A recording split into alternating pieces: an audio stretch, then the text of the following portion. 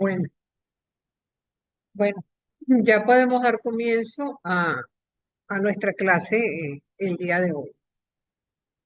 Una de las cosas más interesantes que tendríamos que comentar acerca de las parábolas es que en efecto son palabras auténticas de Jesús. Se sabe que Jesús a lo largo de su vida utilizó las parábolas. Ahora, tal como la encontramos en nuestra Biblia, probablemente quizás no sean tan exactas como las pronunció Jesús, porque recordemos que cada una de ellas se adapta a las comunidades a las que está dirigida, sobre todo en función del evangelista que escribe. Tampoco es cierto que Jesús las haya dicho todas de una sola vez, y en una sentada, como nosotros decimos, porque generalmente los evangelistas, por cuestiones pedagógicas, la mayor parte de las parábolas las ubican en un capítulo concreto. No significa que no aparezcan alguna que otra en otros contextos, pero en Mateo, por ejemplo, ubica el capítulo 13 para las parábolas. Del mismo modo, tenemos como el evangelista Marcos, en el capítulo 4 de alguna manera también se ubica en la presentación de una serie de parábolas para tratar de dar explicación. Lo cierto es que Jesús fue un maestro contador de historia que conocía el medio donde se estaba desarrollando, el contexto de la gente y además tenía nuevas ideas.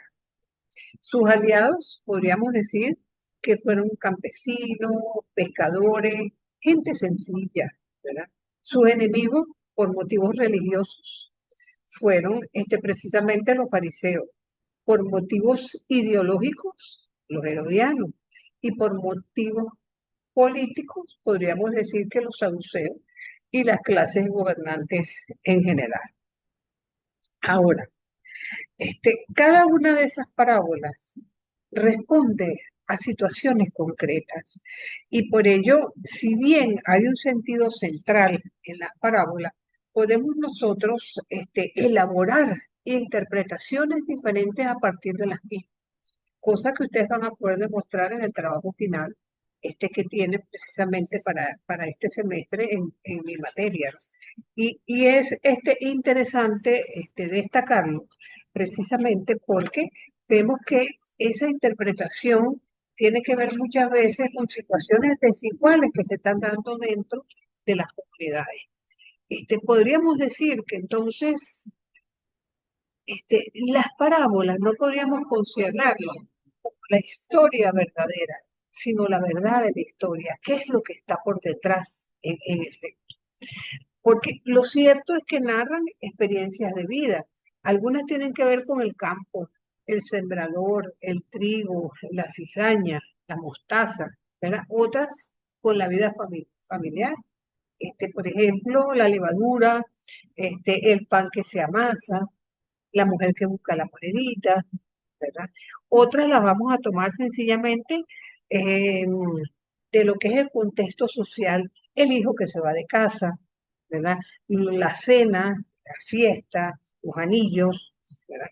De la vida del pueblo, gente desocupada, juegos callejeros, contratos de trabajo, de fenómenos naturales, la nube que anuncia lluvia, ¿verdad? La higuera con brotes, situaciones de la naturaleza y por supuesto gente real, gente, algunos desempleados, otros constructores, otros bandidos, ¿verdad? Los siervos, los compradores de perlas y del acontecer social también vamos a encontrar malos jueces, viudas desamparadas, vamos a encontrar bandidos, ¿verdad? Administradores tramposos. Entonces, de alguna manera, son situaciones que no son diferentes ni ajenas a nuestra época, ¿no? Entonces, sorprendentemente es que a partir de ellas, Jesús trata de introducirnos en lo que es el reino de Dios. Fíjense que Él quiere tratar, sobre todo, de mostrarnos verdades más profundas, incluso que lo que a simple vista, espérense para poner esto en grande. Ay, Señor. Bendito sea Dios. En ese momentico.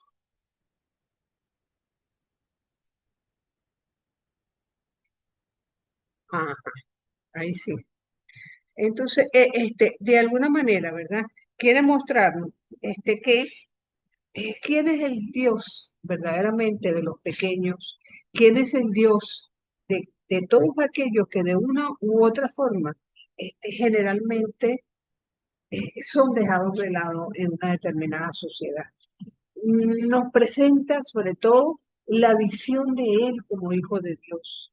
Y porque las parábolas en el fondo están ligadas con la encarnación. Y más que todo, podríamos decir que las parábolas son polisémicas. Al decir que son polisémicas, volvemos al contexto inicial de que podemos a partir de ellas tener distintas interpretaciones, porque de alguna manera toda parábola parte del reino. Eso es algo que sencillamente es inevitable, pero cada una de ellas va señalando un aspecto del actuar de Dios. No necesariamente podemos decir que no hay otros aspectos de la Biblia. Entonces, de alguna manera, ¿verdad? Tampoco trató de Jesús en una sola parábola de interpretarnos lo que para él era el reino de Dios, sino más bien mostrarnos que el reino de Dios, de alguna manera, tiene que ver con procesos lentos de maduración, así como es la conversión para cada uno de nosotros. Y a pesar de que vamos a encontrar un punto central en ella, también hay aspectos secundarios, ¿verdad? Que le dan como viveza a la narración. Muchas de ellas tratan de problemas comunitarios, de alguna manera, muchas terminan con un dicho de Jesús, esa es otra característica, pero ese dicho generalmente es añadido por la comunidad primitiva. Entonces, tampoco sabemos en qué momento las pronunció. Eso es recogido como parte de la tradición oral de las comunidades y que evidentemente los evangelistas ponen por escrito, sobre todo vislumbrando de alguna manera procesos pedagógicos de comprensión. Entonces, y que en medio de todo, como en la mayor parte de los textos bíblicos, tenemos que ver lo que está por detrás, cuál es el símbolo, qué es lo que esa parábola de alguna manera nos está mencionando. Entonces, yo para una mejor clasificación, si se quiere, las he tratado de dividir en categorías. La primera de ellas es la que tiene que ver con el crecimiento y la realización personal. En primer término, vamos a tener, podíamos leer en el capítulo 13 de Mateo, continuada el grano de mostaza, la levadura, la cizaña, porque de algún modo tienen en común el mismo significado en el fondo. ¿Estarán Ricardo presente o algún otro que tenga el texto en las manos que quiera leerla? Buenas tardes, profesora. Adelante, Briseida, entonces. Sería el capítulo 13 a partir del versículo 13. Y vas a leer hasta el 30. Buenas tardes, profesora Rebeca. Buenas tardes, mi niña.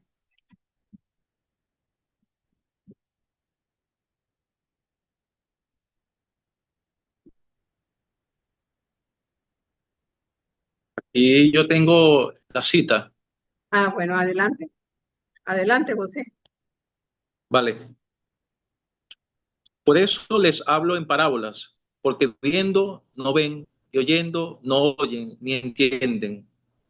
Y se cumple con ellos la profecía de Isaías que dice, cierto oirán y no entenderán, verán y no conocerán, porque se ha endurecido el corazón de este pueblo y se han hecho duros de oído y han cerrado sus ojos para no ver con sus ojos y no oír con sus oídos y para no entender en su corazón y convertirse que yo los curaría. Pero dichosos sus ojos porque ven y sus oídos porque oyen. Pues en verdad les digo que muchos profetas y justos desearon ver lo que ustedes ven y no lo vieron, y oír lo que ustedes oyen y no lo oyeron. Oigan pues ustedes la parábola del sembrador. A quien oye la palabra del reino y no la entiende, viene el maligno y le arrebata lo que se había sembrado en su corazón. Esto es lo sembrado junto al camino. Lo sembrado en terreno pedregoso es el que oye la palabra y desde luego la recibe con alegría, pero no entiende, no tiene raíces en sí mismo, sino que es voluble. Y en cuanto se levanta un tormento o persecución a causa de la palabra, al instante se escandaliza. Lo sembrado entre espinas es el que oye la palabra, pero los cuidados del siglo y la seducción de las riquezas ahogan la palabra y quedan sin fruto. Lo sembrado en buena tierra es el que oye la palabra y la entiende y da fruto. Unos 100, otros 70, otros 30. Les propuso otra parábola, diciendo, es semejante el reino de los cielos a uno que sembró en su campo semilla buena. Pero mientras su gente dormía, vino el enemigo y sembró cizaña entre el trigo y se fue. Cuando creció la hierba y dio fruto, entonces apareció la cizaña. Acercándose los criados al amo, le dijeron, Señor, ¿no has sembrado semilla buena en tu campo? ¿De dónde viene, pues, que haya cizaña? Y él le contestó, eso es obra de mi enemigo. Le dicen, ¿quieren que vayamos y la arranquemos? Y él les dice, no, no sea que al querer arrancar la cizaña, arranquen con ella el trigo. Dejen que ambos crezcan hasta la siega, y al tiempo de la siega diré a los segadores, tomen primero la cizaña y átenla y hagan y quémenla. Y el trigo, recójanla y enciérrenlo en el granero. ¿Leíste hasta qué versículo? Hasta el 30. Ajá, perfecto.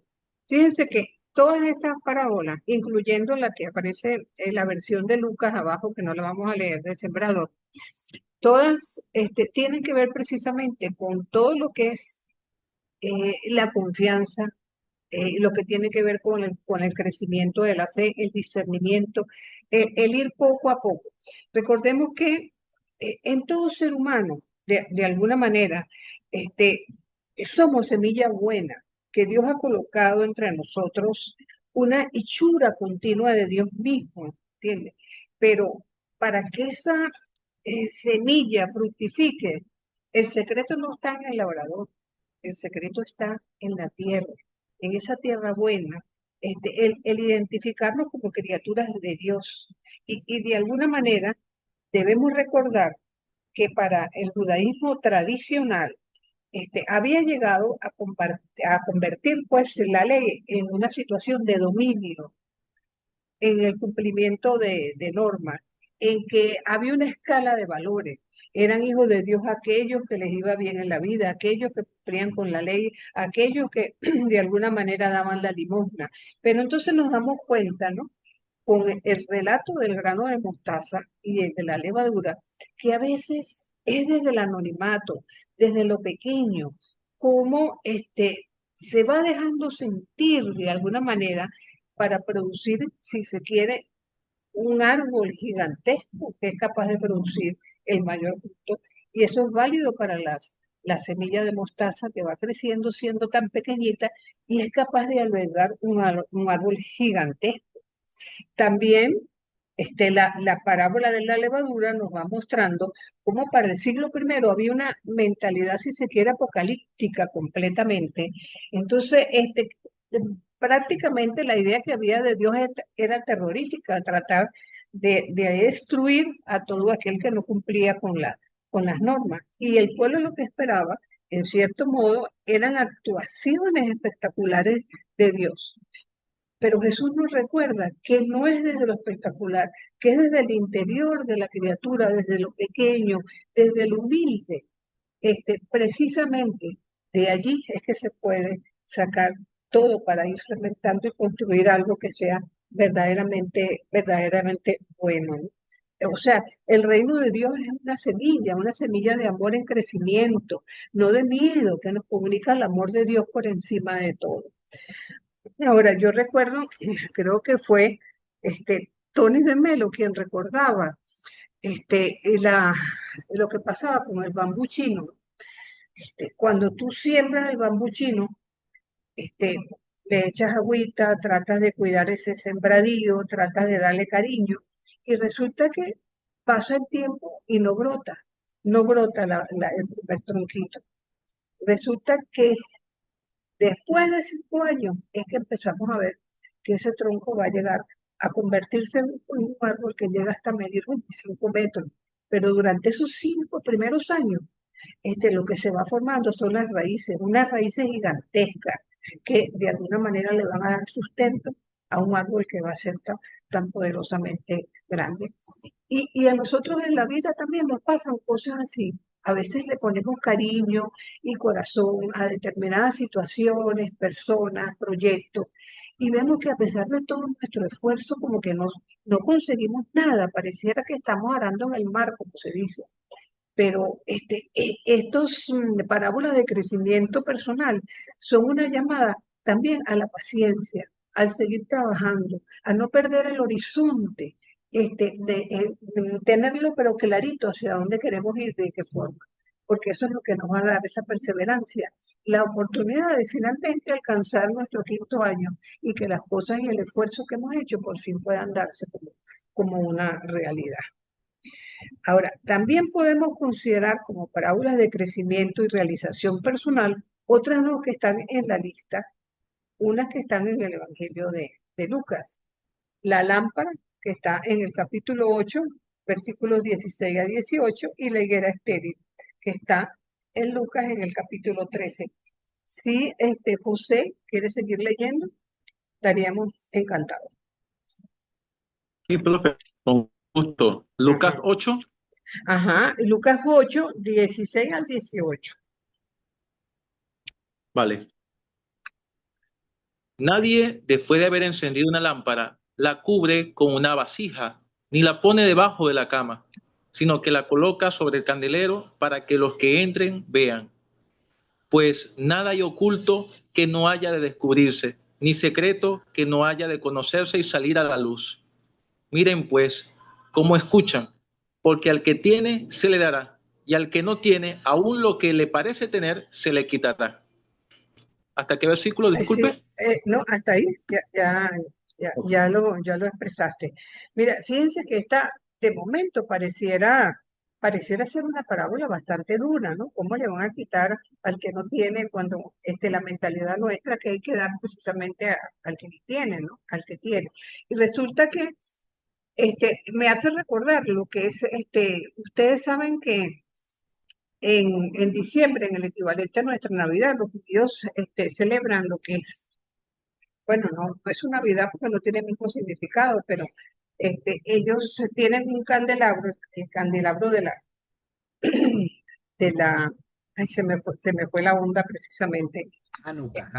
Ah, Hanukkah. ajá, exacto, se me fue la palabra Hanukkah, Ricardo, imagínate.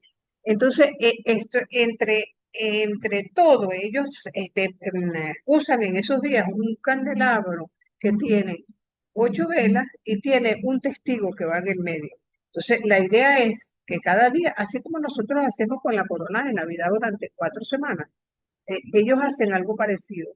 Cada día van prendiendo una lucecita, ¿verdad?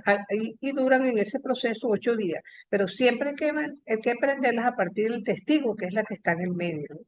Entonces, la finalidad es que ellos ese candelabro, ellos lo ponen en una ventana, porque para ellos representa la luz de Dios, del Dios Yahvé, que está en los corazones del pueblo, y que para ellos, como esa luz no la pueden encerrar solamente para sí, ellos la ponen en una ventana para que todo el que pasa por allí también se impregne de esa luz y la bondad de Dios, ¿no? Quizás en el fondo, cuando el evangelista escribe esto, está pensando precisamente en esa costumbre, ¿no? Del pueblo con la Hanukkah, porque de alguna manera tenemos la lámpara para que sea luz, para que precisamente sea la luz que refleje y que sea capaz de opacar cualquier oscuridad. Entonces, es un llamado también de atención ¿Hasta qué punto nosotros nos hemos convertido en luz para los demás o hasta qué punto somos oscuridad para el otro? ¿Verdad? Por eso las parábolas tienen una riqueza tan extraordinaria, porque de una u otra manera nos hace identificarnos con los personajes que se van relatando a lo largo del mismo, incluso cuando se trata de cosas inanimadas, como una levadura o una lámpara, ¿verdad? Hay otra parábola también que tiene que ver con lo mismo y que está en el mismo Evangelio de Lucas, pero ya en el capítulo 13. Serían los versículos del 6 al 9. Adelante, José. Me había comentado Lucas 3. ¿Ah? El Lucas 3. 13, 3. 13 del 6 al 9.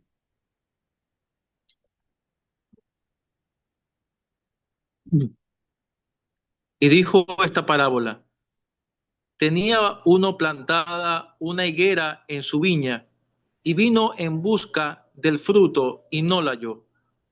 Dijo entonces al viñador: van ya 3 años que vengo en busca del fruto de esta higuera y no lo hallo. Córtala. ¿Por qué ha de ocupar la tierra en balde? Le respondió y le dijo: Señor, déjala aún por este año, que la cabe y la abone, a ver si da fruto para el año que viene.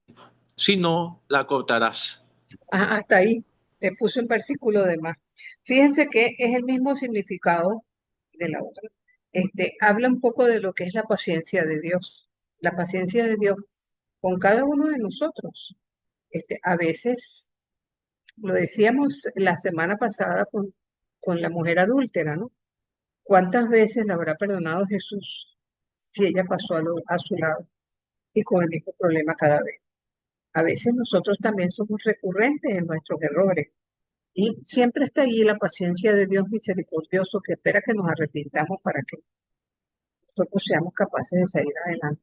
Entonces, como el verdadero campesino, esta parábola nos va mostrando la paciencia del que siembra para tratar de no cortárselo lo que sencillamente está muerto. Pero mientras haya algo de vida, no se puede perder la esperanza. Y eso es un mensaje verdaderamente hermoso, ¿no? Que de alguna manera nos va mostrando cómo el reino de Dios, de alguna manera, se va gestando en el corazón de quien es capaz de recibirlo y se abre a la gracia de nuestro Señor. Ahora, hay también otro tipo de parábola.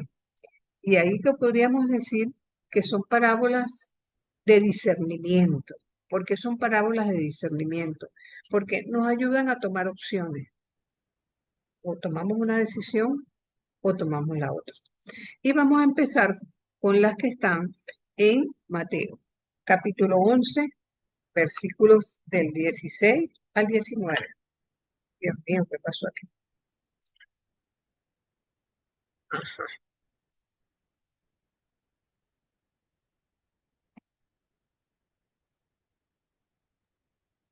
Bien. Adelante. ¿A quién compararé yo con esta generación? Es semejante a niños sentados en la plaza que se está otros viendo. Le tocamos la flauta y no han bailado. Hemos entonado cantos de duelo y no se han golpeado el pecho. Porque vino Juan, que no comía ni bebía, y dicen: está poseído del demonio. Vino el Hijo del Hombre comiendo y bebiendo, y dicen: es un comilón y bebedor de vino, amigos de publicanos y pecadores. Fíjense cómo cuando el Señor estuvo entre nosotros, hubo gente que lo siguió, pero fíjense que no lo siguieron hasta la cruz. Hubo gente que lo rechazó. Entonces, y generalmente, esto habla un poco de que muchas veces nosotros, con mucha facilidad, opinamos acerca del otro y no nos damos cuenta, ¿verdad? Que a veces somos una generación que no se diferencia de la del siglo primero.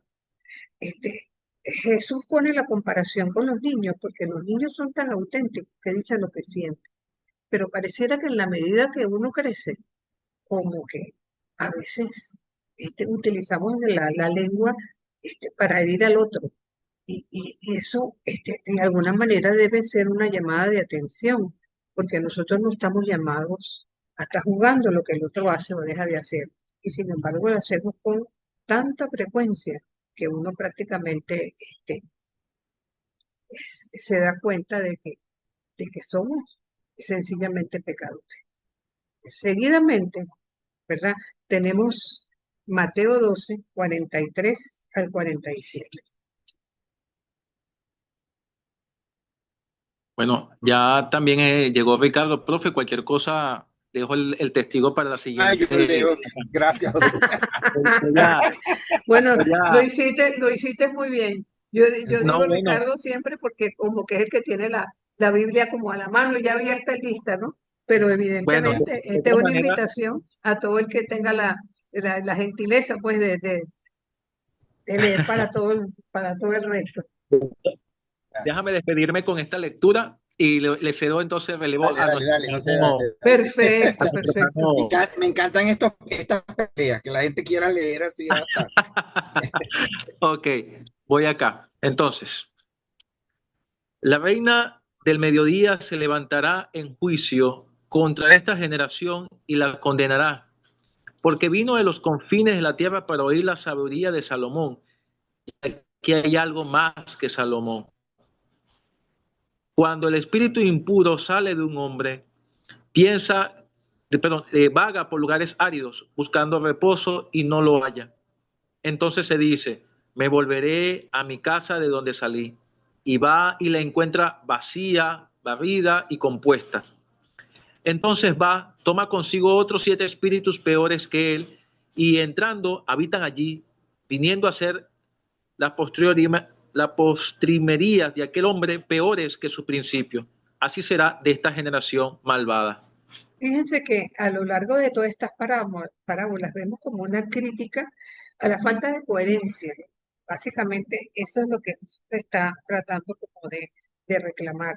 Y sobre todo aquellas personas que tienen una recaída. Aquí tenemos a un poseso que ha sido liberado y que sin embargo vuelve a recaer. O sea, le gusta estar entre lo sucio, le gusta estar ante el pecado, le gusta estar de alguna manera en aquello del que fue liberado. Es el no reconocimiento a Jesús como Mesías, ¿no? Sino que todo lo contrario, lo vienen rechazando y de paso lo identifican incluso con la acción del demonio. Es la misma parábola que yo repetí poniendo más abajo en el capítulo 11 de Lucas, ¿no? Pero otra llamada de atención que nos hace Jesús con estas parábolas de discernimiento es recordarnos el peligro de las riquezas y cómo a veces nos dejamos llevar por las cosas de este mundo. Eso lo vamos a encontrar en el capítulo 19, versículos 23 al 26.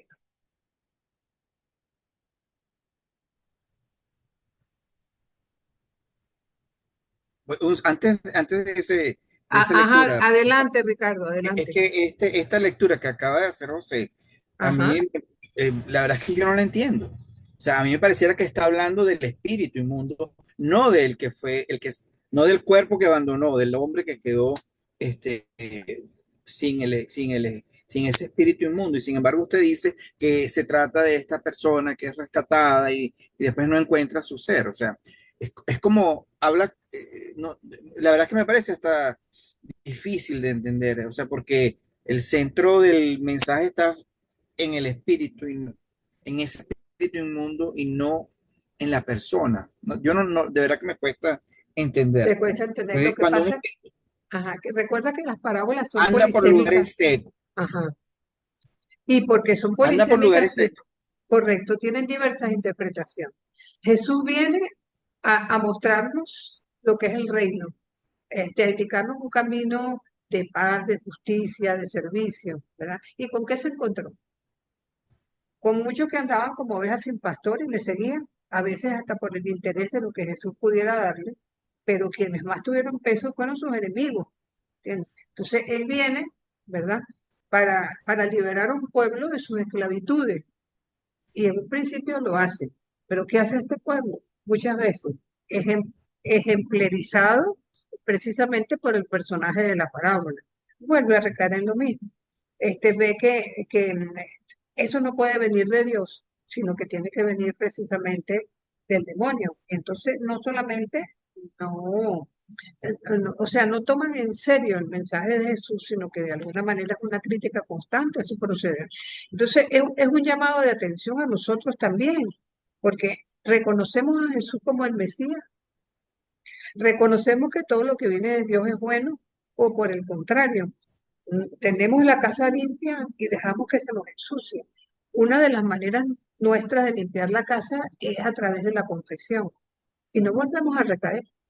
Lo que pasa es que de una u otra forma el Evangelio utiliza símbolos para tratar de ejemplificar una realidad que va más allá de eso, de lo que parece tan evidente. Entonces, por eso, vuelvo y repito, es que las parábolas tienen tantas interpretaciones, porque a partir de un relato podemos sacar distintos matices de interpretación. Y eso, en cierto modo, es extraordinario, porque nos va señalando un camino en el que, evidentemente, tenemos la opción de tomar un partido o tomar el otro. Es lo que desde el propio Génesis 13 nos dice, ¿no? Podemos seguir el camino de la obediencia, el seguimiento a Dios, o podemos seguir el camino de la serpiente. Nuestra vida es un constante discernimiento sobre cuál es el camino adecuado que debemos seguir. Entonces, un poco o sea, digamos que la interpretación central iría por allí. Por supuesto, todos esos matices que tú le vas agregando también son válidos. Entonces, Vamos a Mateo 19 entonces. Mateo 19, sí, el peligro de la riqueza.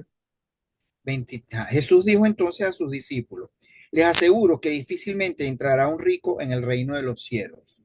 Les repito que es más fácil para un camello pasar por el ojo de una aguja que para un rico entrar en el reino de Dios. Ajá, Al fíjense oírlo, sus discípulos se ajá. perdón, No, perdón, es hasta acá el versículo, sí, hasta el 26, ¿no? hasta el 26, perdón. Al oírlo, sus discípulos se asombraron más aún y decían, entonces, ¿quién podrá salvarse? Jesús los miró y les contestó, para los hombres esto es imposible, pero para Dios todo es posible. Correcto. Fíjense que esta parábola también es un llamado de atención. Fíjense que Jesús nunca se fue directamente contra los ricos como tal, sino en contra de la riqueza, que podían tomar incluso el lugar de Dios. Hay distintas formas de idolatría y a veces el dinero, el poder, la codicia pueden también ocupar el lugar de Dios en nuestra vida. Y cómo de alguna manera aquí se nos va señalando, ¿verdad? Que a veces cuando una persona tiene mucho dinero le cuesta dejar lo material de lado. Ahora, eso no quiere decir que todos los ricos son malos. Recordemos que hay pobres que son bien maluquitos también. O sea, no tiene que ver el ser pobre o rico, seguir el camino de Dios. Ya te doy la palabra, José. Lo que sí es interesante, y ya estamos hablando de la simbología de las parábolas, es evidente que un camello no puede pasar por el ojo de una aguja. Pero ¿de qué aguja estamos hablando aquí?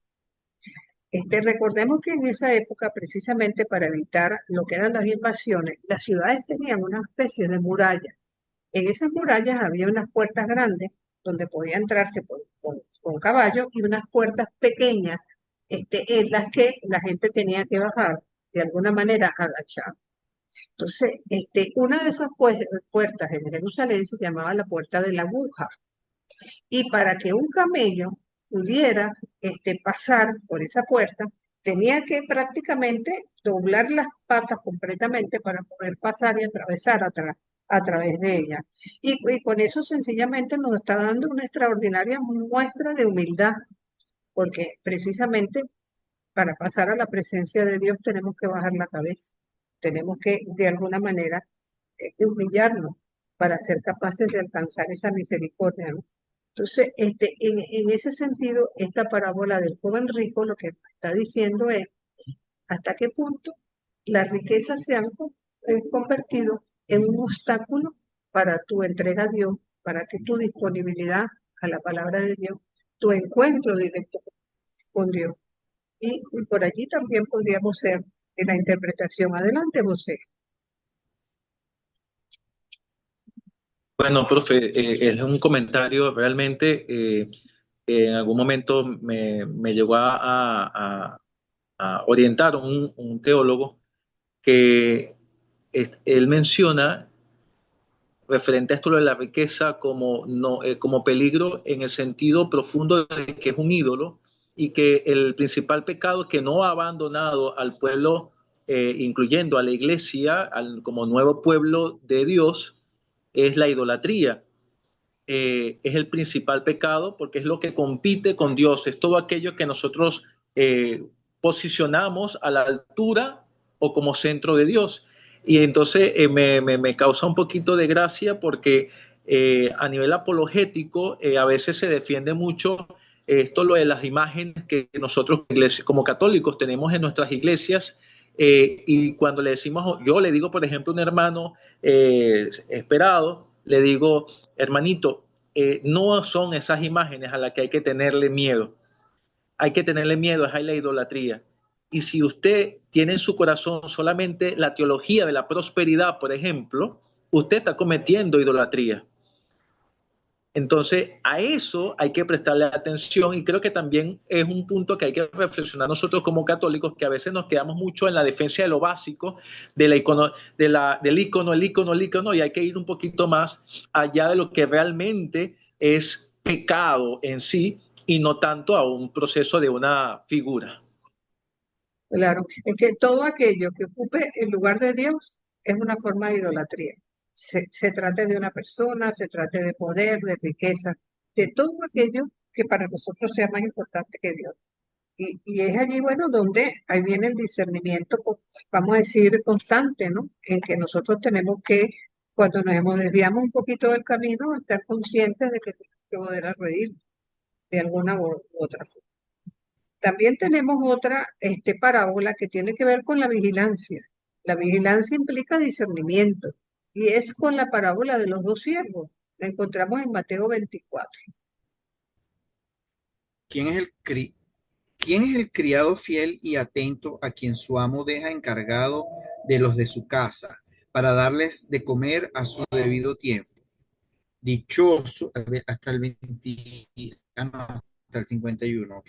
Dichoso el criado a quien su amo, cuando llega, lo encuentra cumpliendo con su deber. Les aseguro que el amo lo pondrá como encargado de todos sus bienes. Pero si ese criado es un malvado y pensando que su amo va a tardar, comienza a maltratar a los otros criados y se junta con borrachos a comer y beber, el día que menos lo espere y a una hora que no sabe, llegará su amo y lo castigará condenándolo a correr la misma suerte que los hipócritas. Entonces vendrán el llanto y la desesperación. Fíjense que de alguna manera nos está diciendo que no sabemos cuándo nos va a llegar el momento de la muerte. En cierto modo, ya entramos en una serie de parábolas que tienen que ver con el momento del fin de nuestra vida. Entonces, ¿qué va a pasar cuando llegue ese fin? Dios, en su juicio, nos va a encontrar como personas que fuimos capaces de ser fieles y prudentes, o por el contrario, dirá, cónchale, ahora es que tengo tiempo, ya me voy a morir de viejo, así que ahorita puedo hacer lo que me da la gana y ya cuando esté viejo me arrepiento. Como mucha gente piensa de esa forma, ¿no? Entonces, aquí es una llamada de atención que tiene que ver también con aquel que el insensato aquel que pensaba que tenía la vida para siempre, que iba a hacer mucho granero, que iba a tener grandes riquezas, y se le presenta y le dice, pero si esta misma noche te vas a ir, o sea, ¿para qué quieres tanta riqueza? A veces estamos en la misma onda del joven rico, o sea, le damos más peso al bienestar temporal, a lo que queremos, o sea, no queremos el pan nuestro de cada día, queremos el de mañana, el de pasado, el de todo el año y el resto de la vida para nosotros y nuestros hijos. que no quiere decir que no trabajemos, que no emulemos también el trabajo para tratar de alcanzar todo lo que queremos alcanzar y soñar, pero que no se nos pase la mano, como se dice. Ahora, hay una parábola que me hace a mí muchísimo ruido y yo quería compartir con ustedes, que es la que viene, la de las 10 vírgenes. ¿Sí? Esta parábola generalmente ha sido leída en sentido escatológico. Ya estamos entrando en esa categoría. Entonces, pero sí me gustaría ver algunos aspectos, más allá de la interpretación tradicional. Quisieras, no sé si Ricardo o José, quien va a leer, entonces, eh, Dígame yo. Mateo 25, del 1 al 13.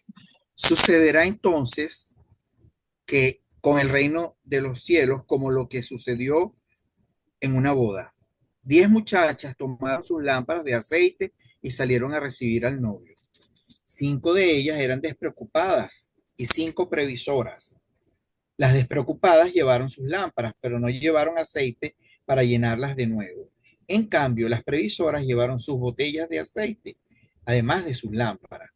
Como el novio tardaba en llegar, les dio sueño a todas y por fin se durmieron. Cerca de la medianoche se oyó gritar: ya viene el novio, salgan a recibirlo. Todas las muchachas se levantaron y comenzaron a preparar sus lámparas. Entonces las 5 despreocupadas dijeron a las 5 previsoras: dennos un poco de su aceite porque nuestras lámparas se están apagando.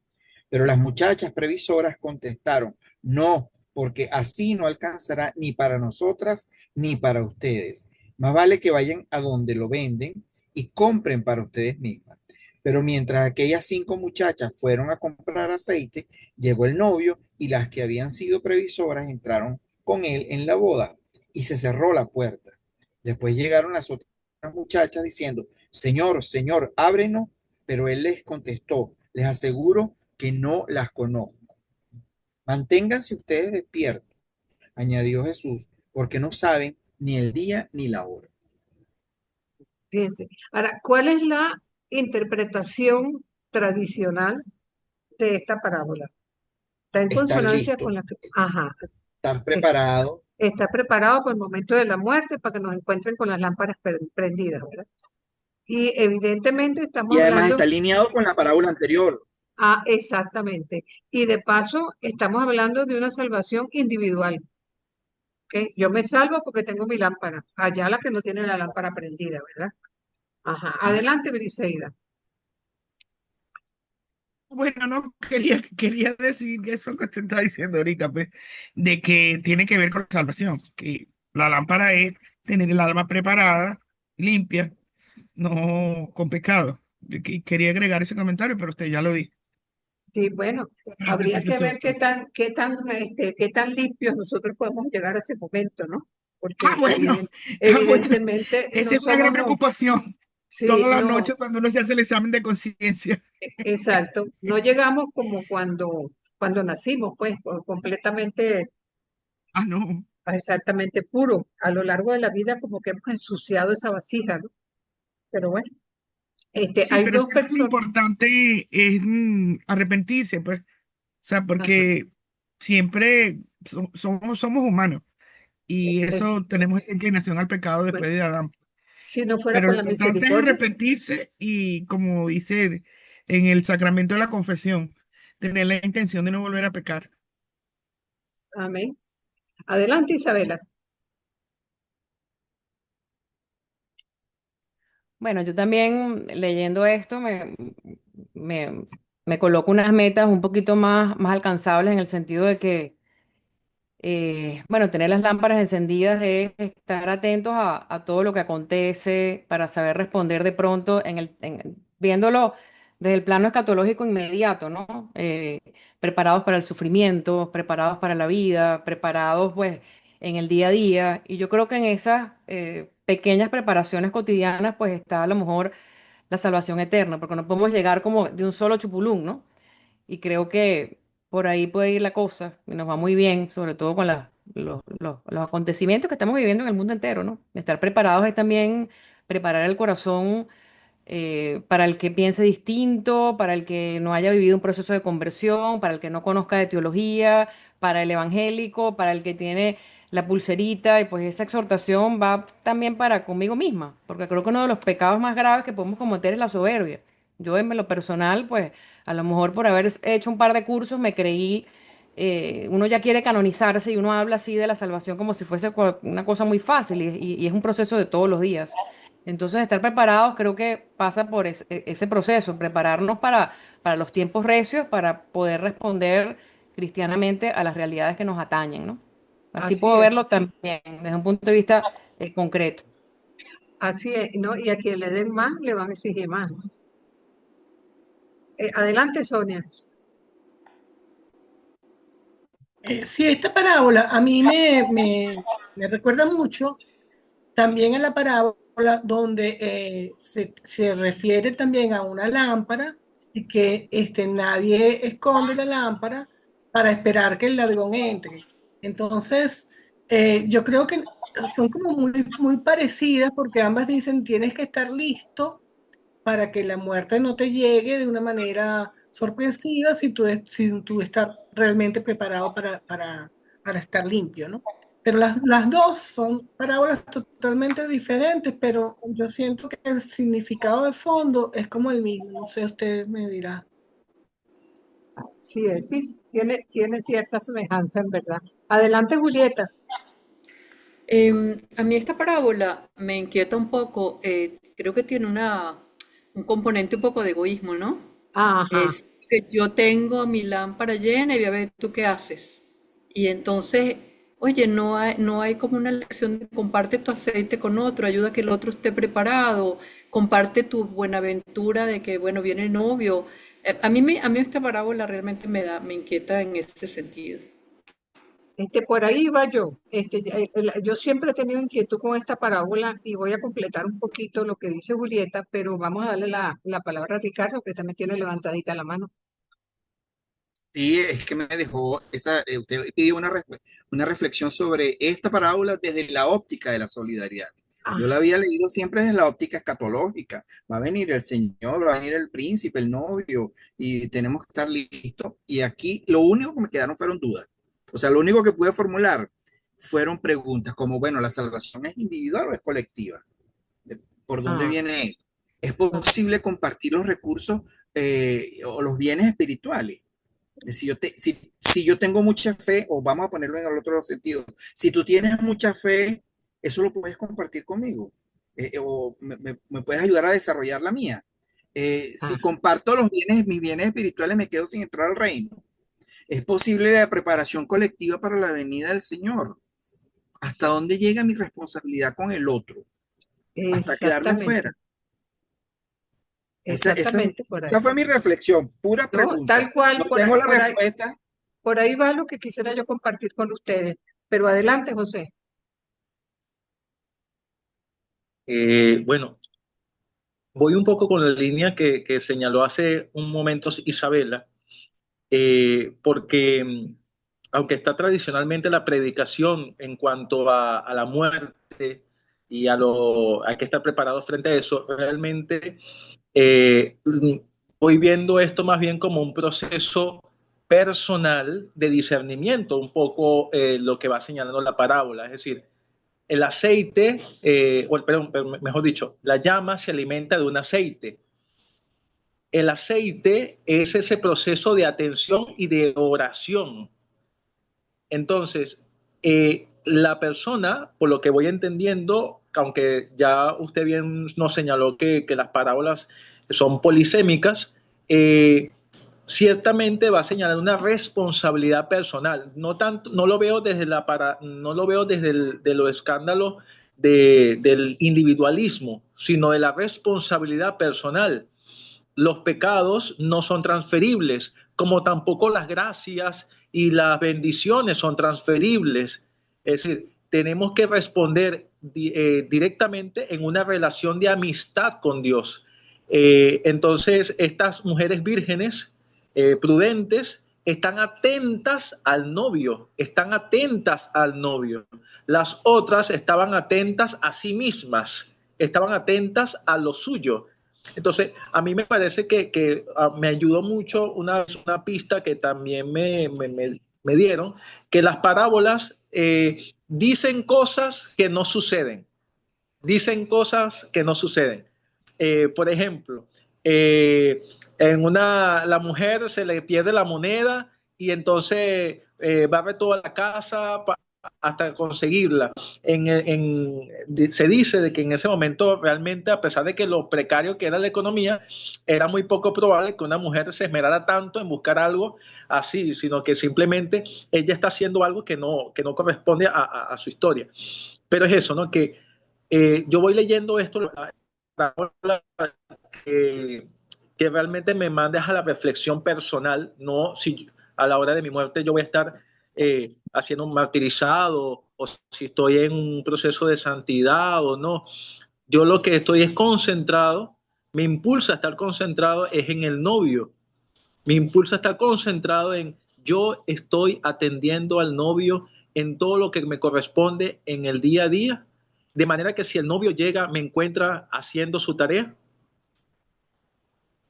Bueno, yo un poco en la onda de Julieta y de Ricardo. Hay una costumbre, o la había, pues, en el viejo Israel, que cuando había una boda, ¿verdad? Y se estaba celebrando en determinado momento, una vez que llegaba el novio, se cerraba la puerta y después no había entrada para todo el que llegaba tarde, pues, por decirlo así. Se cerraban las puertas y de alguna manera ya los invitados a la boda entraron y ya. Ahora, si esta parábola no la hubieran denominado las 10 vírgenes, le hubieran puesto las 10 muchachas o los 10 hermanos, o sea, quizás no me hubiera hecho tanto ruido, ¿verdad? Pero en esta parábola se hace evidente un poco el abuso del hombre hacia la mujer, en un trasfondo que toma en cuenta el valor de la mujer centrado en tres aspectos: la juventud, si no son jóvenes no sirven; la virginidad, el novio no se va a casar con ninguna que no sea virgen; y la obediencia. Entonces, vamos a ver que las condiciones de la parábola coloca a las 10 vírgenes, caramba, enfrente a los antivalores del reino. Si el reino es perdón, es acogida, es fraternidad, es servicio, entonces no podríamos pensar en falta de solidaridad de las vírgenes. No podían compartir un poquito de su aceite para dárselo a las otras. O sea, pareciera normal y se ve con naturalidad que las 5 vírgenes que no tenían su candelita a tiempo sean rechazadas y no abren la boca. La parábola parece ver como normal que las 5 prudentes estén felices de no compartir el esposo con las que quedaron fuera. Entonces, a mí me parece que hay un aspecto de desigualdad evidente, una hegemonía androcéntrica que se hace evidente en el mismo. La exigencia de una virginidad que el marido no tiene o que el esposo no tiene ni quiere ofrecer. El derecho a llegar a la hora que quiera sin importarle que las otras están esperando allí. Y encima, la mujer es culpable por no haber tenido su lámpara a tiempo. Yo estoy consciente, como les digo, que esta es una parábola que se da una lectura escatológica, ¿no? La preparación que uno debe tener al final de la vida para cuando uno sea llamado pues a la muerte y por ende al juicio. Pero no puedo dejar de negar que me hace mucho ruido porque siento el abuso del fuerte sobre el débil, que es algo muy contrario a lo que el reino nos dice. Entonces, no sé, ahí les dejo eso, como quien dice, para que lo piensen un poquito. Yo sé que es una interpretación no tradicional la que les estoy dando, pero a mí en lo particular me hace ruido. Se los digo con toda sinceridad. No sé si a alguno le parezca un horror, pues lo que yo estoy diciendo. Adelante, Julieta. A mí también me hace un poco de ruido, bueno, lo que ya usted conversó, lo que planteamos, pero lo primero que usted dijo en esta clase es que todas las parábolas son palabras de Jesús. Entonces me causa ruido que Jesús esté poniendo, que se ponga en boca de Jesús, cosas que a veces eso nos hacen ruido, nos parecen como contradictorias con el mensaje del Señor, ¿no? Entonces, todo lo que usted está diciendo nos significa que puede haber sido reinterpretadas, Ah, no, reelaboradas eso estas sí, parábolas en el tiempo. claro, claro. Jesús seguramente habló de la Es preparación. decir, que O sea, sí, ujú, todas las parábolas son palabras auténticas de Jesús, pero ajá, no necesariamente fueron expresadas exactamente con comas y señales, como Jesús las dijo, porque son reinterpretadas por las comunidades a las que dichas parábolas están dirigidas. Ese es el aclarado el asunto. punto. Adelante, Aclarado el Johnny. punto, gracias.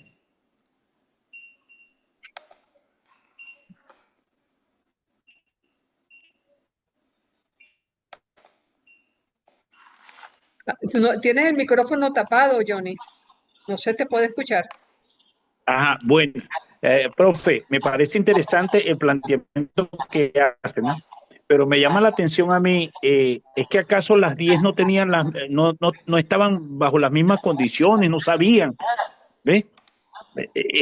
No sé si yo sé, no debo estar yo preparado, no debo ir preparado al encuentro. No sé, claro, me parece a mí también eso del egoísmo, me llama más la atención eso del egoísmo, el no poder compartir, pero es decir, me hace ruido a mí eso. Estaban todas conscientes de qué iban y qué iban a hacer, qué iban a buscar, qué tenían que llevar.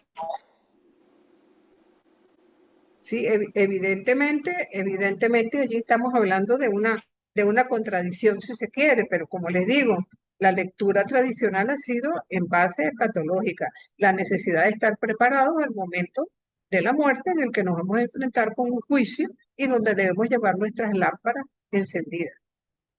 ¿Ok? Adelante, Isabela.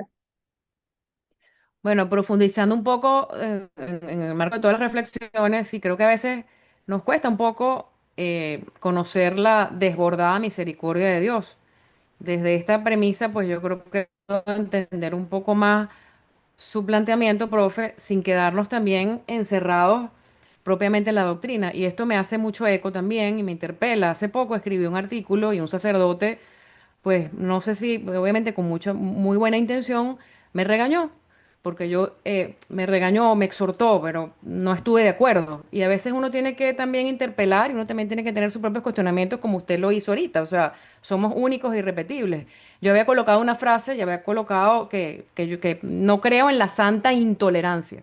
Es decir, tenemos que ser tolerantes. Exacto. Y el sacerdote me increpó y me dijo, no, yo sí creo en la santa intolerancia porque hay que proteger la doctrina y yo creo que eso formalismo pues está muy bien, estamos estudiando, pero hay bemoles. Entonces ahora entiendo un poco su planteamiento y creo que también desde esa perspectiva pues nos viene bien interpretarlo también y llevarlo a nuestra vida cotidiana, pues y entender que son tiempos en donde Jesús se desborda en misericordia con todo aquel que se arrepienta a pesar de estar o no preparado.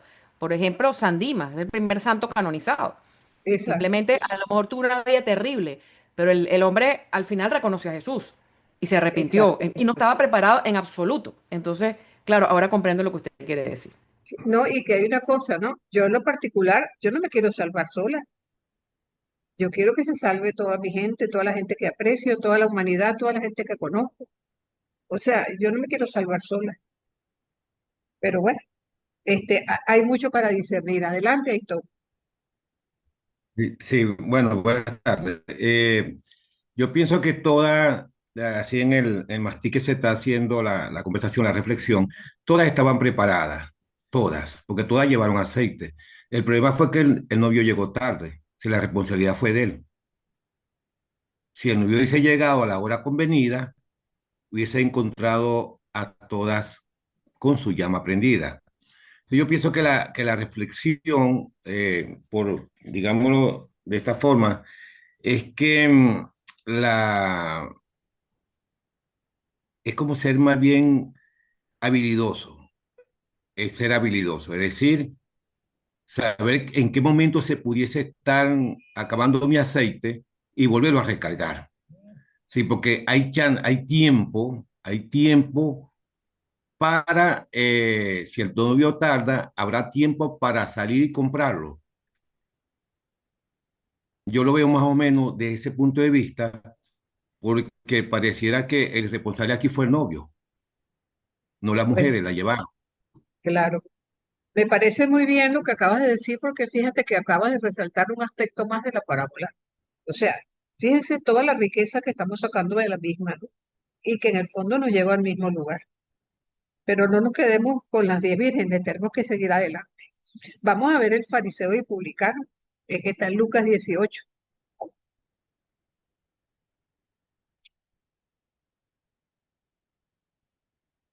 Dale, José o Johnny, lean, o Isabela.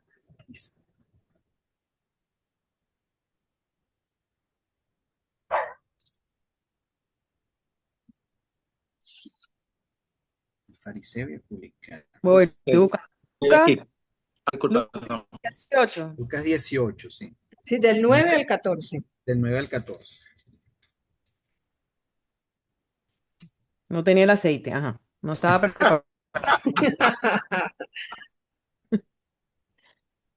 No vayan a regañar. El fariseo y el publicano. Correcto. Dijo la siguiente parábola, dijo la siguiente parábola a algunos que se tenían por justos y despreciaban a los demás. Dos hombres subieron al templo a orar, uno fariseo y otro publicano. El fariseo, de a pie, oraba en su interior de esta manera: Oh Dios, te doy las gracias porque no soy como los demás hombres, rapaz, injusto y adúltero, ni tampoco como este publicano.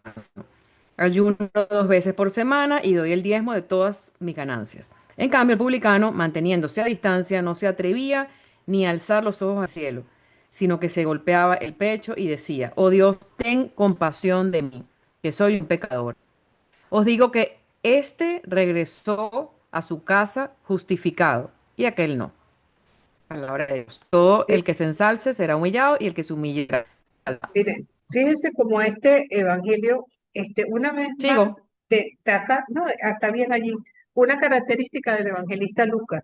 Lucas generalmente pone en contraste a dos personajes desde el comienzo, porque contrasta a Jesús con Juan Bautista. Y vamos a ver cómo a lo largo de su evangelio siempre tiene esta particularidad. Mire, cuando los evangelios se escriben, ya el año 70 ya había pasado la guerra judía, y el único grupo con coherencia dentro de los grupos religiosos judíos era el de los fariseos, que es el único que persistió, los demás desaparecieron de la historia. Entonces, si son tan criticados en los evangelios muchas veces en esas diatribas con Jesús, es porque un fariseo no era mentiroso. Cuando decía que ayunaba, que daba limosna, que oraba, no estaba diciendo mentiras. Pero de allí a creerse que pueda estar hablando con Dios de tú a tú, es donde precisamente es criticado este personaje, porque el hecho de cumplir con la ley, el hecho de creer que está cumpliendo con lo que Dios exige de cada persona, ¿verdad? De tener sus lámparas encendidas, como diríamos en cuanto a la parábola anterior, eso lo hace autosuficiente. Creer ser capaz de que le está dictando a Dios en la oración, mira qué bien lo hago yo, miren, no como aquel idiota que está allá al final.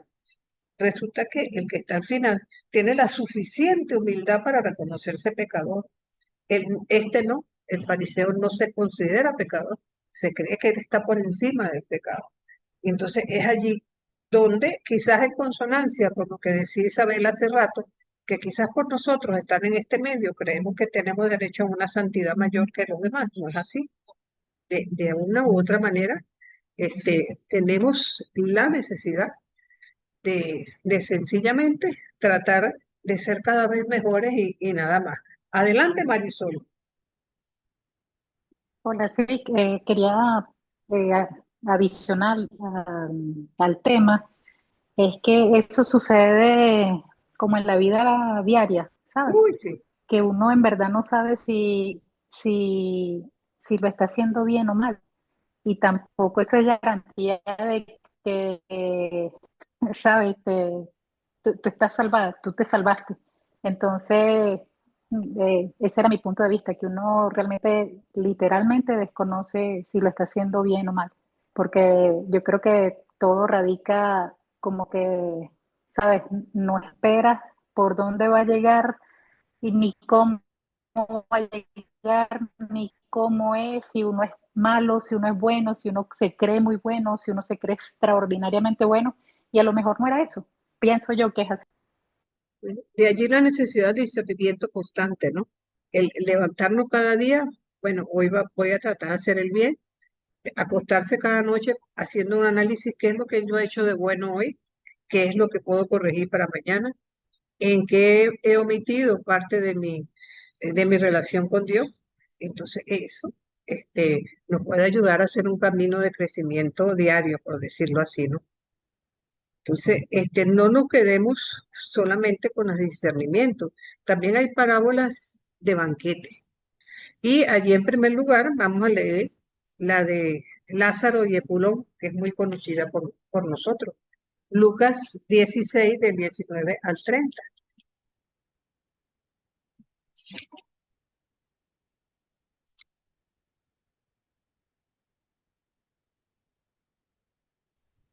Ya llegué, 16, 19, 30. Había un hombre rico que se vestía con ropa fina y elegante y que todos los días ofrecía espléndidos banquetes.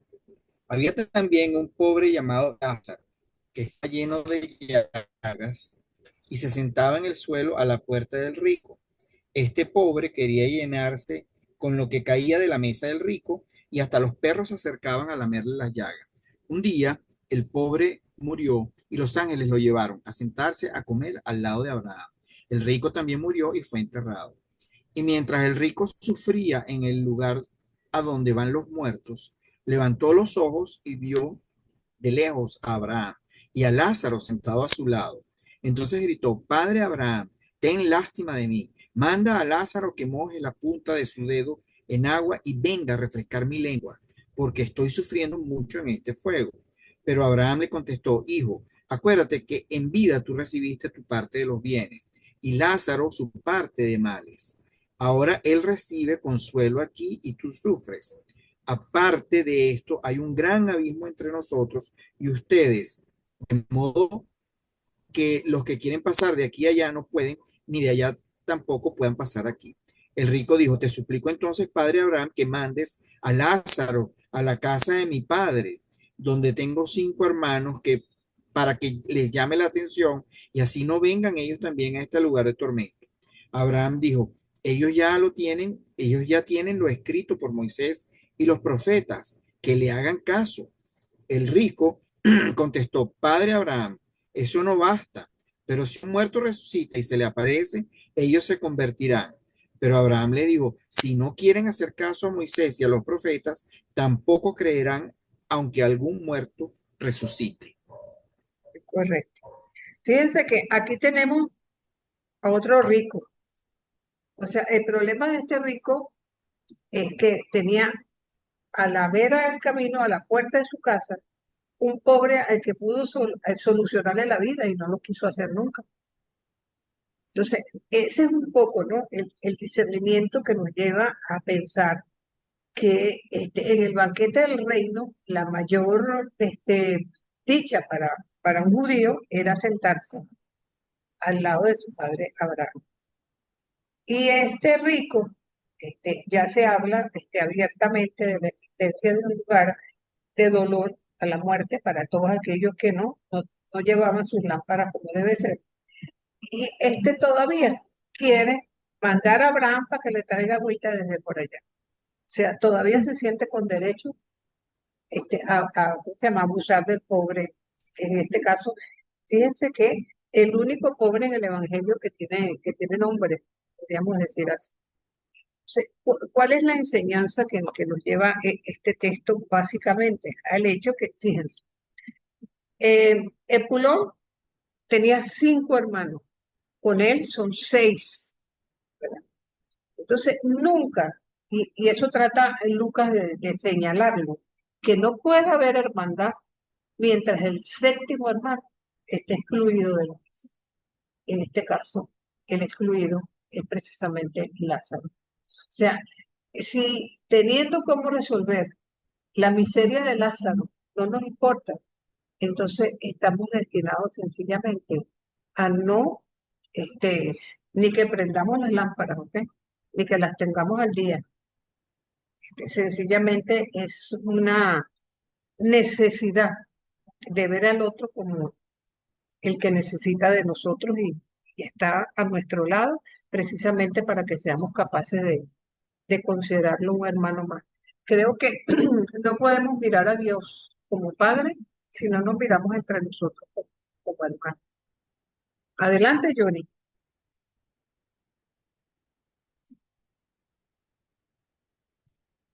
Profe, ahí el rico nunca cambia su actitud, ¿no? Eso que dice usted también, ¿no? Él, y también, como decía usted en el otro, ¿no? Cree que tiene a Dios agarrado por la chiva, ¿no? Es decir, manda a Exacto. Lázaro, ¿no? Manda, es decir, es el pobre Lázaro que tiene que ir, no más nadie. Entonces, él sigue con la actitud, todavía parece que estando en el lugar del suplicio, no ha aprendido, pues. Entonces, ahí estaremos todos si no aprendemos, porque es cambiar de Exacto. actitud. Ciertamente que sí. Ciertamente que sí. Fíjense, no quedan dos parábolas que se parecen. Ahí no es Lucas 13, sino 14. Los invitados descorteses. Entonces, en cierto modo, tiene que ver con el otro texto que es la elección del último lugar. Cuando alguien te invite a una boda, no ocupes el primer puesto, no sea que haya otro que sea más importante que tú y el que los invitó vaya a decirte que le cedas el puesto.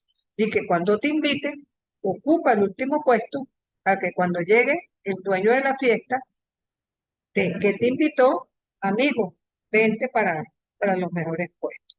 Entonces, la reflexión que en palabras de Jesús nos regala Lucas es que cuando ofrezcas una comida, no invites a todos aquellos que te puedan, a su vez, invitar y estarán pagados. Invita al que no te puede pagar. Entonces, eso es una enseñanza extraordinaria porque va un poco en consonancia con lo que antes decíamos del fariseo y el publicano. ¿Cuántos dentro de nuestra propia iglesia nos creemos con más derechos que los demás? A los mejores puestos. ¿Cuánta gente dentro de nuestras comunidades parroquiales cree que tiene derecho a mandar a toda una comunidad que se reúne y cada quien trata de hacer lo que puede?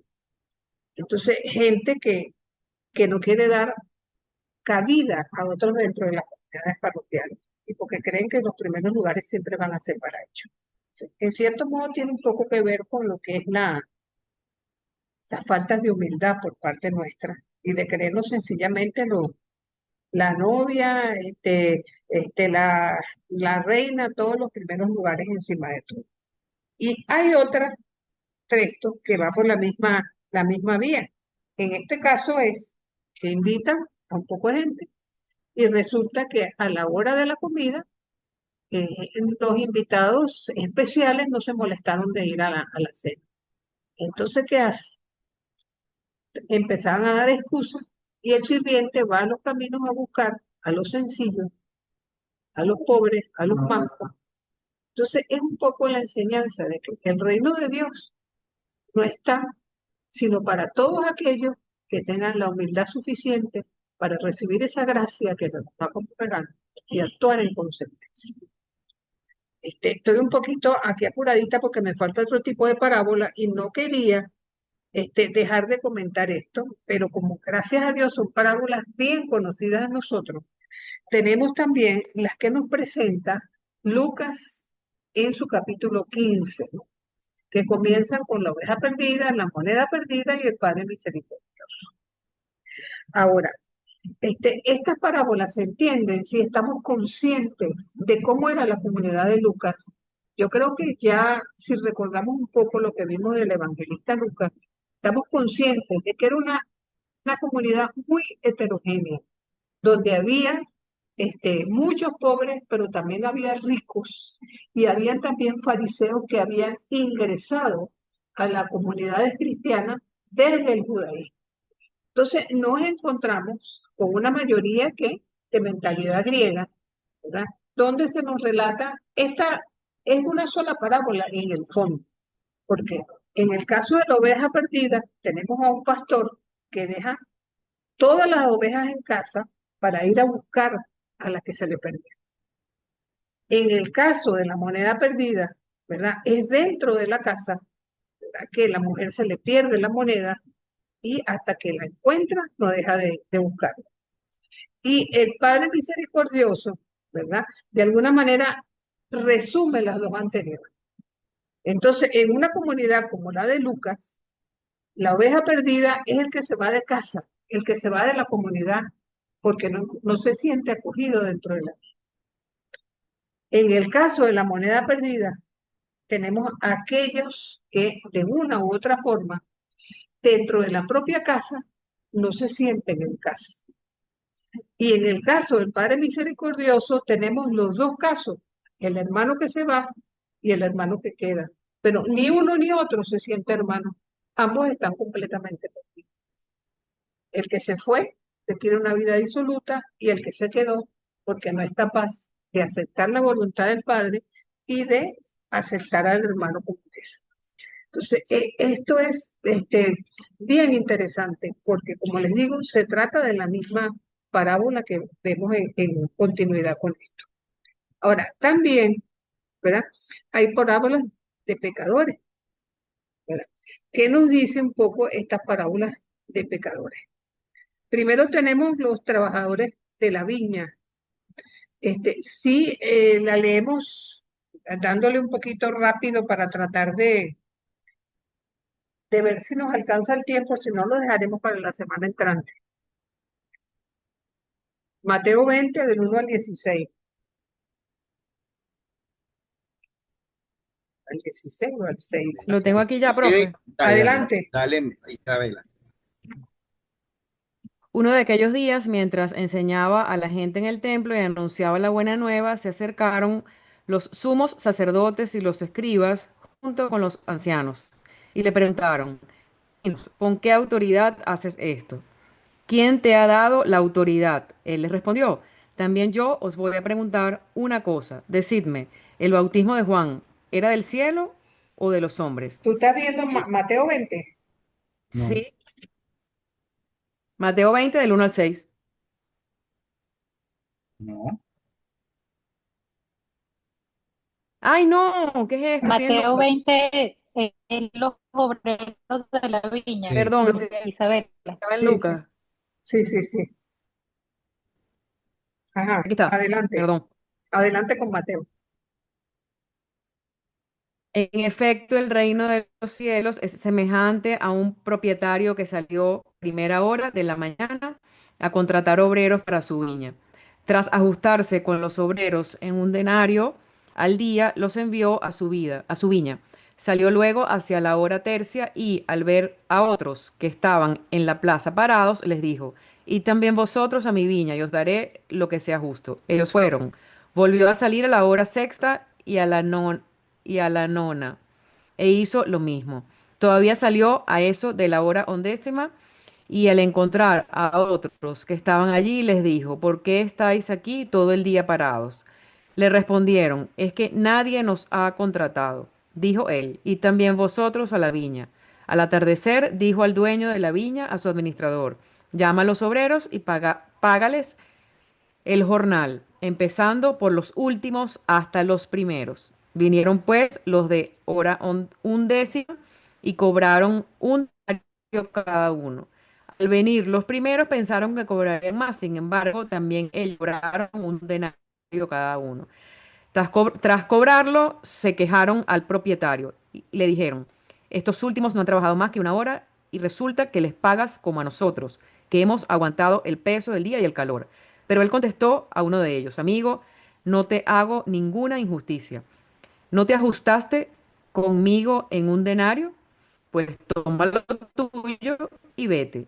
Por mi parte, quiero dar a este último lo mismo que a ti. Es que no puedo hacer con lo mío lo que quiero, o va a ser tu ojo malo porque yo soy bueno. Así los últimos serán los primeros y los primeros los últimos. Fíjense que una vez más muestra cómo a veces nos creemos más merecedores que los demás de las cosas. O sea, nuevamente, esta parábola a mí siempre me ha movido porque yo pienso en la gente que trabaja en construcción, cómo muchas veces están en la puerta en nuestra época, pues, esperando que algún trabajador no vaya para tomar el turno, ¿no? Igual que en este momento así sería el desempleo, que un señor podía llegar a la plaza y contratar a gente a mitad del día, sabiendo que el salario de un trabajador era de un denario al día nada más, para poder llevar a su casa alimento, ¿no? Entonces, fíjense cómo, de alguna manera aquí tenemos el caso de que todos aquellos que trabajaron más tiempo y que les dieron lo mismo que el que llegó de último, también podríamos interpretarlo, sería otra forma, como aquellos que se convierten, digamos, en el ocaso de la vida. Pasan toda la vida como disolutos y al final de la misma convierten. Y al final la misericordia de Dios es tan grande que le da al mismo tiempo el mismo premio a todo. Yo recuerdo un cuento de Tony de Melo en que él manifestaba, ya te doy la palabra, Johnny, que San Pedro habla con Jesús en el cielo y le dice, caramba, pero ¿a ti no te parece que hay demasiada gente en el cielo, Señor? Deberíamos echar uno fuera de aquí, porque hay demasiada gente. Entonces le dice, bueno, vamos a hacer algo. Los que hayan pecado contra el primer mandamiento, den un paso adelante. Y así, bueno, se van unos cuantos, al segundo, al tercero. Cuando llegaron al sexto mandamiento, ya la mitad de la gente se había ido. Y queda un señor, gordo, que dice, ah, muy bonito. Ah, yo toda mi vida, porque una vez que se van todos, Jesús le dice, no, no, que regresen otra vez porque esto está muy triste sin la gente aquí. Y el gordo dice, ah, muy bonito, yo toda la vida nunca pequé contra el sexto mandamiento y ahora resulta que todos los que lo hicieron están de vuelta aquí. Ah, yo hubiera pecado también. ¿Ves? Entonces, yo me acuerdo siempre de ese cuento con esta parábola, porque de alguna manera a veces creemos que tenemos más merecimiento que los demás, que tenemos más derechos que los demás y que nos portamos mejor que los demás. Entonces, esta es una llamada de atención también. Adelante, Johnny. Profe, yo de joven me costaba entender esa parábola. Es decir, me costaba demasiado, ¿no? Porque yo decía que injusto, ¿no? Porque es que de verdad que el que trabaja más debería cobrar más, ¿no? En mi lógica, ¿no? Y esta parábola es antilógica, pues. Porque, como dice usted, hay unos que trabajaron una hora y los otros dicen, ah, no, pero yo tengo todo el día, yo he llevado el peso del día, voy a cobrar más. Entonces, a mí me costaba entender eso, ¿no?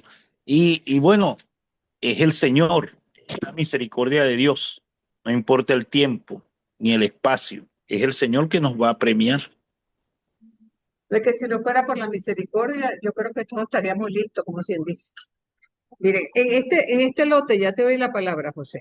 También tenemos la parábola de los dos hijos, que es aquel que tienen una orden del padre y uno le dice, sí, papá, yo lo hago, y no lo hace. Mientras que el otro, que le dice que no lo va a hacer, es el primero que sale a hacerlo. Entonces, a veces es una llamada de atención que basta de tanto bla bla, es que lo que interesa aquí es la acción, lo que dice Santiago también en su carta, que el amor, las palabras sin actos, no funcionan para nada. Es lo que hace que precisamente seamos coherentes con nuestra acción. Y la de los viñadores homicidas es aquellos que matan al dueño precisamente para hacerse con la hacienda.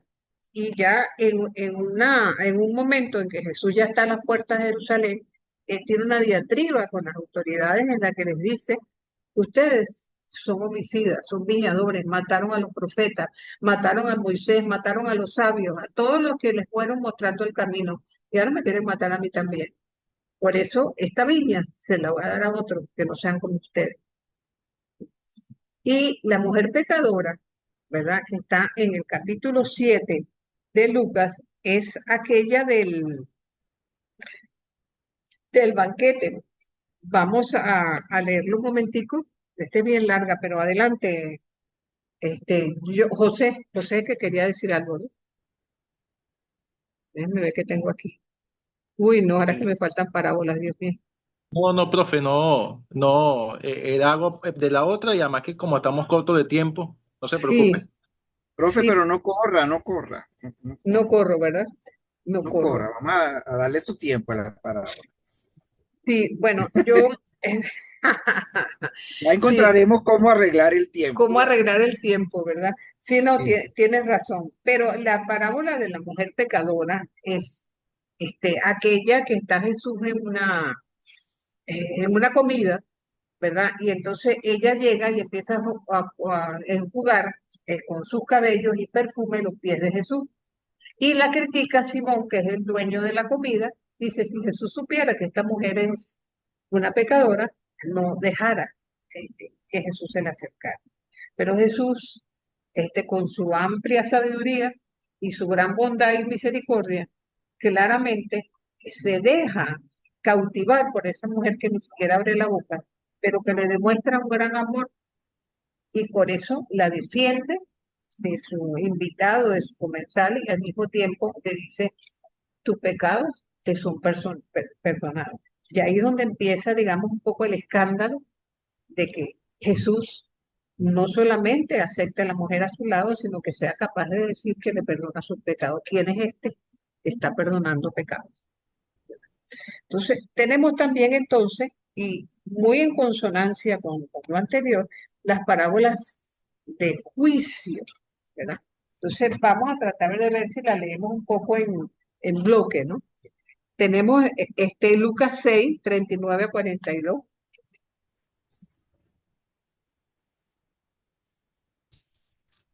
¿Puedo leer, profesora? Adelante.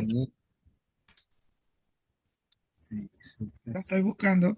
Lucas 6, 29. 39 a 42. Ok. Les añadió una parábola. ¿Podrá un ciego guiar a otro ciego? ¿No caerán los dos en el hoyo? ¿No está el discípulo por encima del maestro? Todo el que esté bien formado será como su maestro.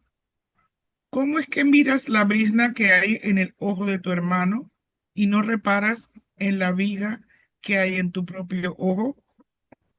¿Cómo puedes decir a tu hermano, hermano, deja que saque la brizna que hay en tu ojo, no viendo tú mismo la viga que hay en el tuyo? Hipócrita, saca primero la viga de tu ojo y entonces podrás ver para sacar la brizna que hay en el ojo de tu hermano. Fíjense que estamos en consonancia con el mismo pensamiento que venimos desarrollando, ¿no? Cómo no nos damos cuenta de nuestra falta, pero nos damos cuenta de la falta del vecino. Míralo, mira, va con aquella, mira qué tal cosa. O sea, somos muy dados a ver el pecado del otro y poco dados a hacer introspección y ver, bueno, ¿dónde está el mío? Pues, ¿de qué manera me comporto yo? Entonces, es una interpelación. En el caso del samaritano, ¿verdad? Sabemos que ese es un texto bien conocido por nosotros. Un hombre que va por el camino, lo asalta, lo deja tirado, pasa un sacerdote, ¿verdad? Y un levita, que como van apuraditos para el templo, entonces no pasan de largo porque saben que tendrían que pasar por ritos de purificación si tocan sangre o tocan a una persona que está herida. Después entonces está el samaritano, que para el mundo judío es despreciado como judío de segunda, y sin embargo es el que se ocupa del pobre hombre tirado en la vera del camino, y lo recoge, lo atiende, lo cuida, y se procura de que esté agua en resguardo. Entonces fíjense cómo, aquí tenemos varios personajes, los ladrones, que tienen vamos a decir, su acción es de muerte, aunque ellos están conscientes que son pecadores, ¿verdad? El sacerdote y el levita también hacen una acción de muerte, pero ellos no se reconocen pecadores. Ellos creen que ellos tienen que ir al templo antes que atender al enfermo. En tanto que el samaritano, su acción es de vida y evidentemente también se reconoce pecador.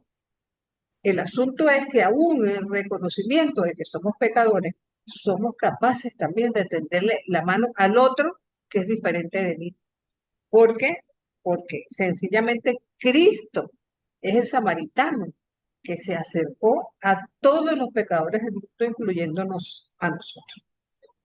También tenemos un texto que es extraordinario. Nuevamente Lucas nos regala dos personajes en contraste. Lucas 18, del 1 al 8.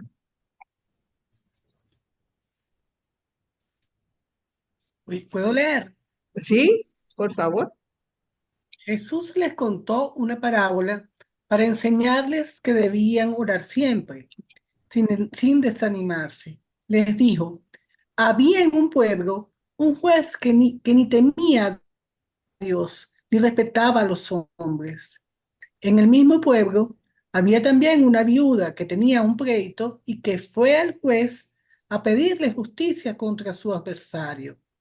Durante mucho tiempo el juez no quiso atenderla, pero después pensó, aunque ni temo a Dios ni respeto a los hombres, sin embargo, como esta viuda no deja de molestarme, la voy a defender para que no siga viniendo y acabe con mi paciencia.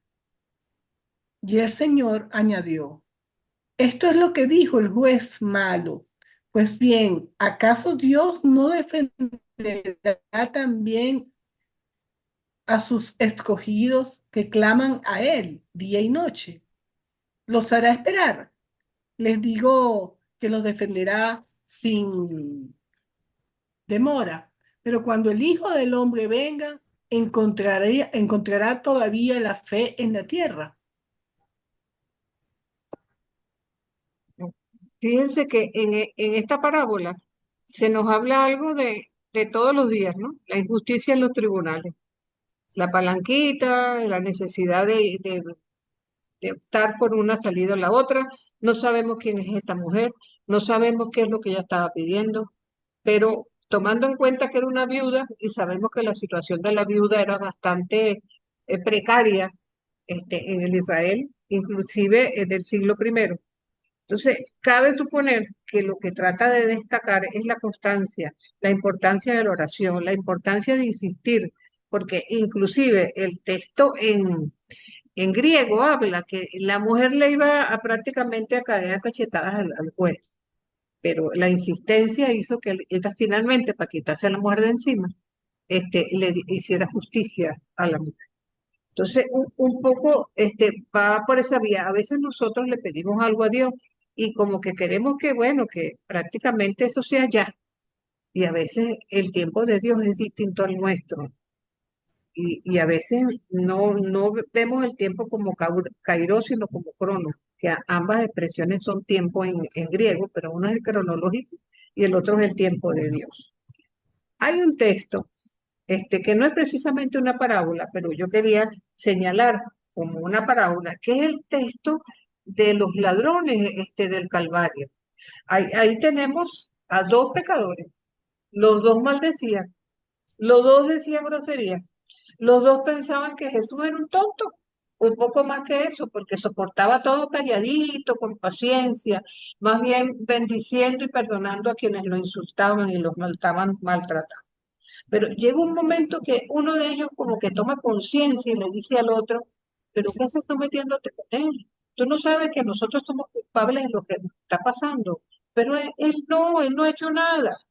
Y no cabe duda que fue una de las oraciones más maravillosas que pueda haber oído Jesús en la cruz, cuando todo iba en su contra. Le dice, Señor, acuérdate de mí cuando estés en tu reino.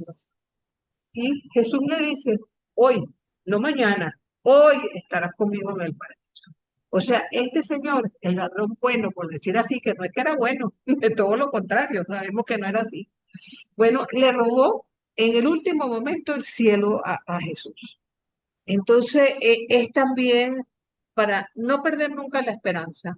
Por más veces que caigamos en la desesperación, en el desconsuelo, en el pecado, que seamos capaces también de mirar siempre esa perspectiva misericordiosa de Dios, que sencillamente nos está esperando con los brazos abiertos para, para decirnos que sí, que hoy estaremos con Él en el paraíso.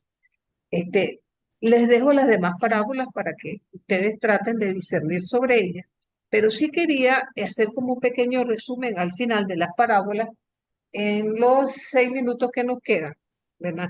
Entonces, porque la experiencia que Jesús nos va mostrando a través de las parábolas, podemos verlas reflejadas en situaciones actuales que nosotros vivimos. Así que nuestra lectura vocacional nos obliga de alguna manera a considerar ciertos aspectos. Este, Definitivamente nosotros no podemos sembrar sin maleza, pero sí tenemos que preguntarnos cuánto hay en nosotros de fariseísmo, de legalismo, de falso radicalismo, de fundamentalismo, que de alguna manera nos adoctrinan, pero no nos liberan. Entonces, hay que destruir el mal con bien, definitivamente, la fuerza de la bondad. Y pensar que las parábolas nos muestran varios caminos. Actuar no a lo grande, ¿ve? Sino discreto, con la callada eficacia transformadora de la paciencia y de la levadura y la semilla de mostaza, ¿verdad? No pretendiendo jamás tener sembradíos sin maleza. Por otra parte, vivir siempre en búsqueda y darle todo, como la parábola de los talentos, sabiendo que Dios siempre va a actuar, que es lo que sea mejor para nosotros. Hay un dicho que dice, obras son amores y no buenas razones, ¿verdad? Es lo que muestra la parábola de los dos hijos, ¿verdad? Que uno obedece y el otro no, según la necesidad y la gracia, no por mérito. Otra parte, primero los últimos, es otra cosa que nos señalan las parábolas, ¿no?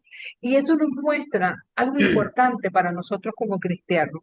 No hay que ser orgulloso con el humilde, pero tampoco hay que ser humilde con el orgulloso, ¿verdad?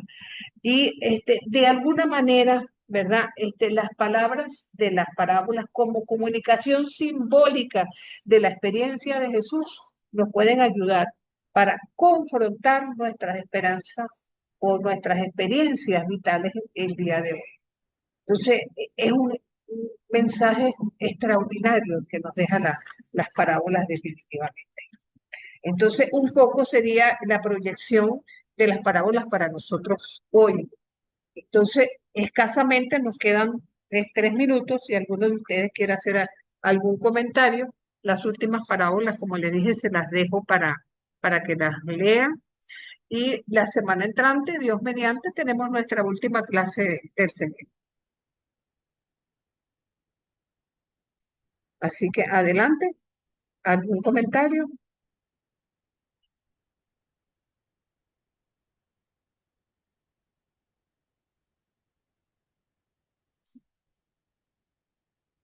¿Cómo que no?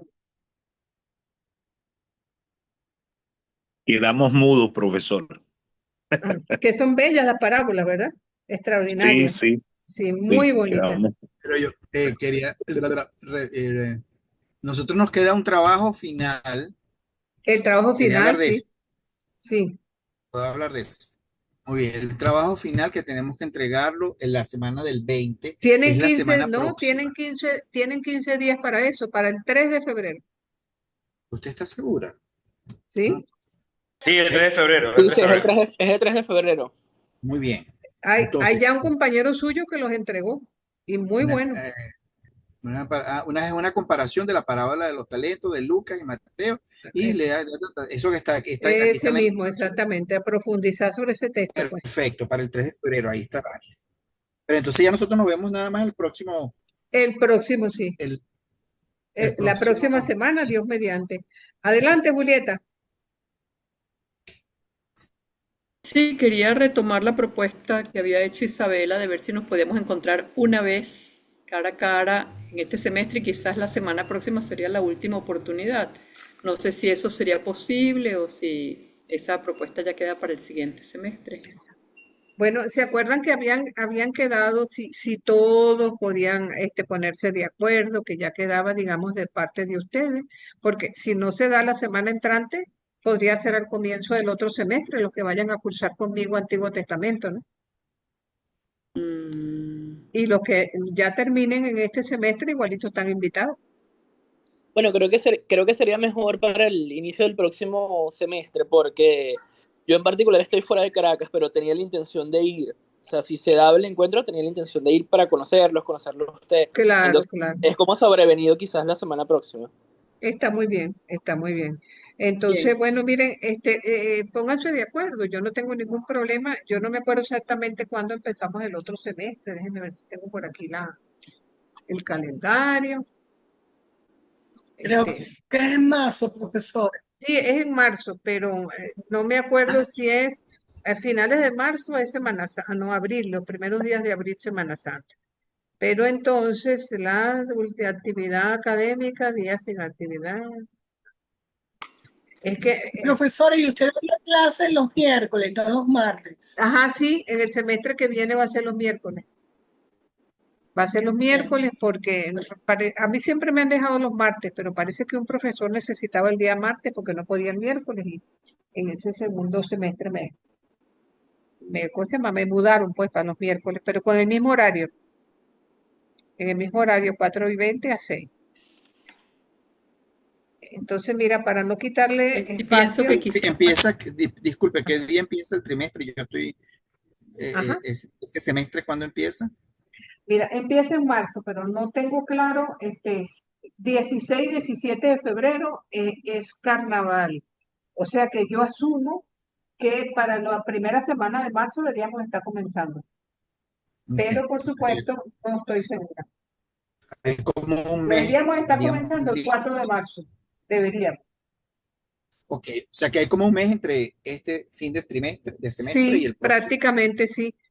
Pero Y recuerden que la por lo primera, menos sí, en mi caso, bueno, yo voy con tesis ahorita, el próximo semestre.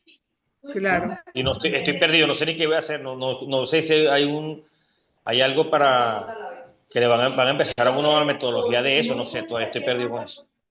Sí, bueno, mira, habrá que esperar cuál es la oferta del ITER y el padre Néstor para el próximo semestre. Pero bueno, cualquier cosa, aquí estoy siempre a la orden para el que me necesite para algo. ¿Ok? Nos vemos la semana Este, que viene, entonces. gracias, profesora. Gracias, Gracias. profesor. voy Gracias, a, profe. voy a parar la grabación.